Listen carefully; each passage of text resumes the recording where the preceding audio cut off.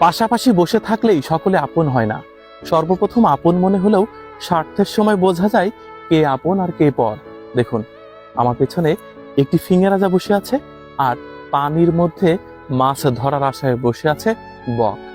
প্রথমে মনে হয়েছিল, বাহ, মানুষ ছাড়া অন্যান্য প্রাণীরা কত ভালো, বেশ শান্ত, শুধুমাত্র মানুষের মধ্যেই এত হিংস্রতা।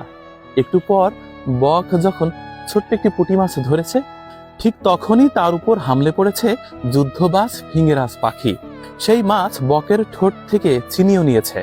এতক্ষণ মনে হয়েছিল শান্ত পাখিটি হয়তোবা ওর শত্রু নয়, কিংবা ওর স্বার্থে আঘাত হানবে না। কিন্তু যখনই অনেক কষ্টসাধ্যি করে বক একটি মাছ ধরেছে, ঠিক তখনই বন্ধু বেশি পাশে বসে থাকা ফিঙেরাজ পাখির আসল চেহারা প্রদর্শিত হয়েছে। আমাদের সমাজেও তাই।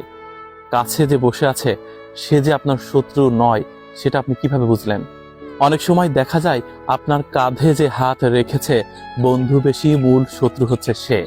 সমাজে এরকম অনেক দেখা যায়, আপনার সাথে মিশবে, চলবে, একসাথে খাবে, বসবে, অথচ স্বার্থের সময়, অর্থাৎ যখন নিজের স্বার্থ হাসিলের সময় আসবে, ঠিক তখনই বন্ধু বেশি এই মানুষটার নিষ্ঠুরতা আপনি দেখতে পারবেন। এবং আপনি অবাক হবেন যে এই মানুষটি আমার সাথেই ছিল এবং এতটা ভদ্র নম্র চেহারা নিয়ে আমার সাথে মিশেছিল, অথচ তার মধ্যে লুকায়িত ছিল এরকম হিংস্রাত্মক রূপ। ফিঙে রাজা পাখি তার আসল রূপ দেখিয়েছে, কারণ দুজনের পেটেই ক্ষুধা রয়েছে।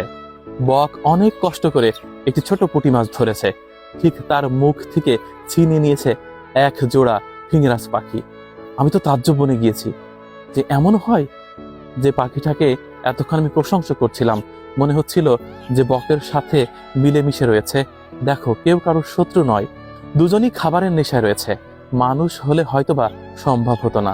মানুষ একে অন্যের ডিস্টার্বের কারণ হয়, শত্রু হয়, পক্ষপাতিত্ব করে, স্বার্থ নিয়ে হানাহানি করে, অথচ পাখিরা তেমন নয়।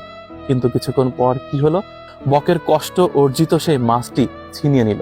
ফিঙেরাজ পাখি প্রমাণ করলো প্রত্যেকটা প্রাণীর মধ্যেই হিংসাত্মক রূপ আছে এবং যুদ্ধ করে বেঁচে থাকার প্রবৃত্তি আছে।